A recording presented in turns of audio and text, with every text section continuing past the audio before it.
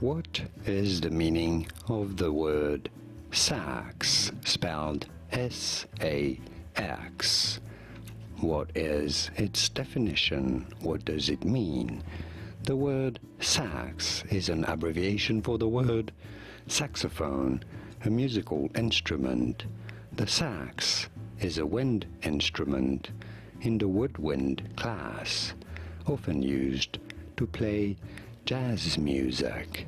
Sax, the sax or saxophone. And now you know. Here are more videos on how to pronounce more interesting words and names and their meaning, and more. For more learning, make sure to stay tuned. Thanks for watching.